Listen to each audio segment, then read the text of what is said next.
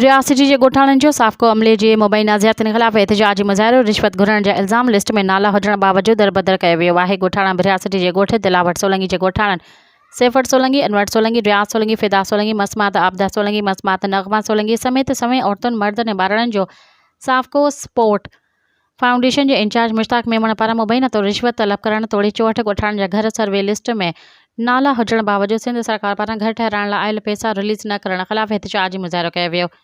एहतिजाज कंदड़नि सख़्त नारेबाज़ी पिणु कई। इन मौक़े ते हुननि चयो त 3 साल अॻु बरसात ऐं ॿोॾि में यूसी दरिया ख़ान जलबाणी जे मुख़्तलिफ़ ॻोठनि जा ॻोठाणनि जा घर ॾही पट थी विया हुआ। ॿोॾि जो पाणी असांजे घरनि अंदर खां 3 खां 4 फुट ताईं बीठल हो, जंहिं सबबु ॻोठ में घर ॾही पट थी विया। जो त बेरोज़गारी ऐं ग़ुरबत सबबु बेहाल आहियूं।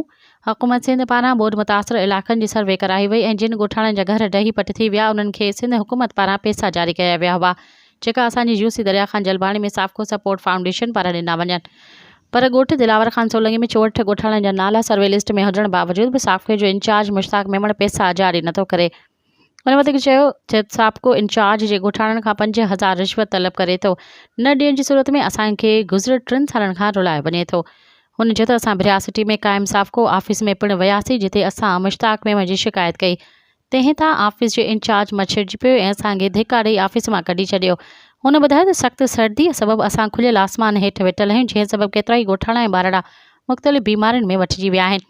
हुननि पीपी चेयरमैन बिलावल भुट्टो ज़रदारी, वज़ीर आला सिंध सैयद मुराद अली शाह, तक जे चूंडियल MPA Syed Hasan Ali Shah, deputy commissioner Nusrat Feroz समेत वसवारनि खां मुतालबो कयो त फौरी तौर ते राशि साफ़को इंचार्ज मुश्ताक मेमण ख़िलाफ़ कार्रवाई करे ॿियो ईमानदार ऑफिसर मुक़ररु करे घर जे लाइ आयल पैसा जारी करे ॾिना वञनि, जीअं असां पंहिंजा घर ठाराए सघूं ऐं सख़्त सीअ खां बची सघूं। मज़ीद ख़बरनि ऐं तफ़सीलात लाइ विज़िट कयो असांजी वेबसाइट www.awamiNewsHD.com ऐं ॾिसंदा रहो अवामी न्यूज़ HD।